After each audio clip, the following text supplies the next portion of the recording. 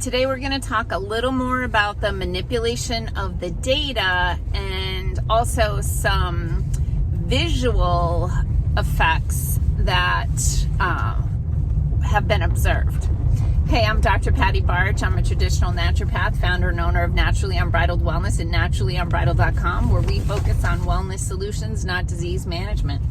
This is Down the Ridge with Dr. Patty. This is not medical advice. It's for entertainment purposes only. Nothing I say is true. Don't listen to me.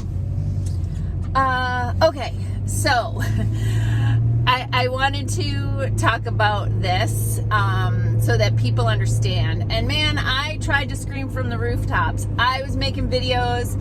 I was trying to get the information out there. And, you know, some people heard me. That's all I can say. But anyway, backing up to the mechanism, they inject your body with a little bubble of fat, lipid, okay? And it's a nanoparticle, meaning on the metric scale, going from, larger to smaller, it's deci, centi, milli, micro, and then nano. And nano, so tiny, tiny particles. Nanoparticles are so small, they cannot be seen with a regular microscope. You need to use an electron microscope to see a nanoparticle. Viruses are on the size scale of nanoparticles. They are orders of magnitude smaller than bacteria, which can be seen with a microscope, it's not the naked eye, but with a regular light microscope. You can easily see bacteria. But viruses are so small, you need an electron microscope in order to see them, and they are in the nanoparticle size. So these little fat bubbles, lipid nanoparticles, were carrying a little payload. And the payload was the recipe for the pointy protein.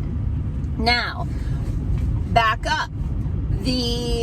What is a virus? A virus is a tiny nanoparticle size item that has a protein shell, not a fat shell, right?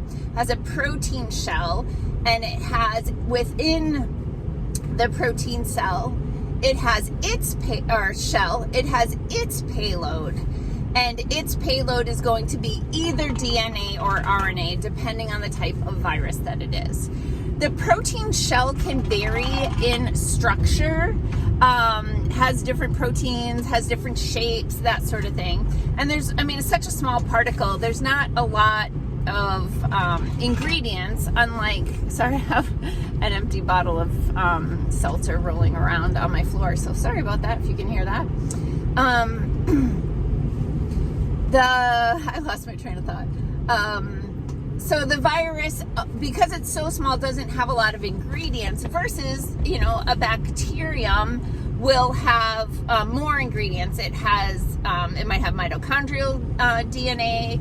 It's got, its whole genome is wrapped up in there, and maybe some organelles depending on the bacterium. Anyway, if the definition of a virus is a protein shell carrying a genetic payload, remember, the genetic payload is the recipe for the protein that the virus is going to make, and it's the proteins that they make that are typically the problem. Plus, they have photocopying sequences in their genome that makes your cell, hijacks the DNA of your cell and makes your cell make multiple copies of it. But your immune system has a mechanism of recognizing these infected cells and destroying them, and then getting rid of the proteins that those infected cells were making by breaking them down and excreting them. Now, if the definition of a virus is the protein shell with the genetic payload, if you take a fat shell with the genetic payload, technically not a virus, but acts the same way, right? It's literally a little shell carrying a genetic payload that's going to get into the cell, hijack the genetic processes in the cell and get that cell to make that protein. So how, if that's the case, right, then how are these interventions not a biological weapon? Aren't they actually injecting you with the same mechanism that a virus would have in the body and in the cell? However, what was I going to say about that? Oh, that's right. So keeping in mind, in its natural form, the virus has genetic material that's made of natural things. In the intervention, they substituted one of the natural ingredients for a synthetic ingredient. They substituted pseudouridine for uracil to make it more stable. They also never created the off switch so that it would stop pounding out that protein and, you know, like clear the infection, so to speak. Okay. I went on way longer about that than I intended to, but anyway, you know. However, as far as the manipulation of the data goes, when they were collecting data, of course, you recall that there were a crap ton of people, including a local news anchor, who like happily, skippily went to the doctor and got their whole family injected and put it all on TV and social media. And then the husband ends up in the hospital with the infection. Imagine that. They injected him with a little fat bubble that included the genetic code to make the pointy protein that causes all these inflammatory symptoms, and they're shocked that the person developed all these inflammatory symptoms within a day or two after getting the intervention. Here's where they messed with the data. You were not considered fully vaccinated until 2 weeks after your second dose. So if they injected you with the intervention and you developed the symptoms of the highly inflammatory infection, you were considered unvaccinated, and they were saying that only unvaccinated people are getting this disease. Even though they just injected you with the genetic recipe for the pointy protein that causes this inflammatory cascade. Yes, I have one glove on because I'm cold driving and doing all that. Okay. Plus I'm like a robot. No, I'm just kidding. All right, so I wanted to mention that, and I did go into more detail on that I wanted to. Hopefully you found it interesting. The other thing that I'm going to just go over real quickly is there were a lot of people suffering with visual effects after the intervention. A lovely client of ours took my entire team out to dinner and invited a couple of friends from his church.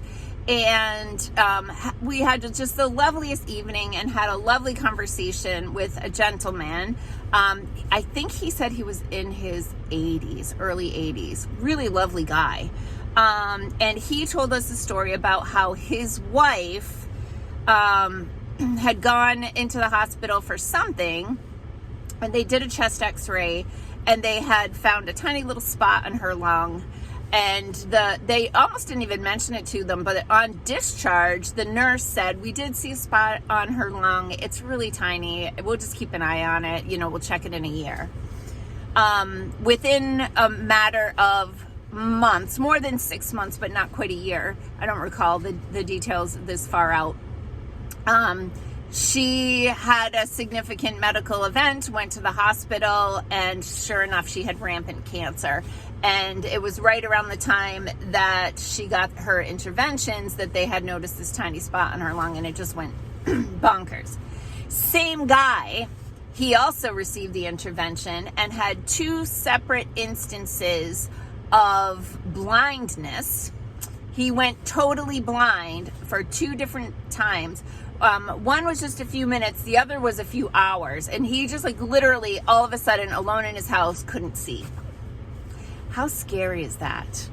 But that hadn't happened again for a period of time after that. But he was like, I suspect it was something to do with that intervention. I'm like, I think you're right. A guy that my husband knows, the guy prides himself in having a lot of doctor friends. And therefore, his doctor friends all told him to take the intervention. And he took every intervention that was available to him. And he's over 60.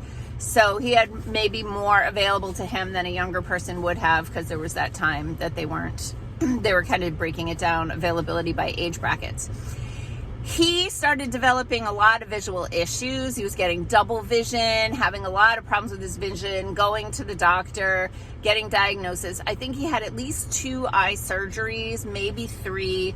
There were times that he couldn't work because he couldn't read after his surgery, wasn't allowed to read, couldn't put that stress on his eye, that sort of thing.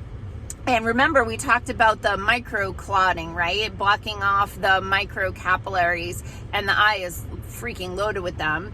And then, so he had a lot of visual issues, basically disabling him to some degree. And then lo and behold, now has terminal cancer. This guy was the picture of health prior. I mean, early 60s, huge cyclist, like getting on his bike and with his doctor friends and riding like 100 miles or something crazy. I don't know. He was like, literally all his vacations were around cycling. This was a fit and healthy guy who's now blinded and terminally ill with cancer and never is going to have the chance to retire. Yeah, so I'm ready to talk about other things, but there are, because I know this is depressing, but hopefully you're getting some value from this content, and that you're learning to question the things that are coming to you through the TV, through the phone, through all the areas, because there's a lot of information out there that is just, looking at stuff like this and saying it's all perfect when like you need the big picture. So, okay, more to come. Peace out, peeps. Have a healthy day.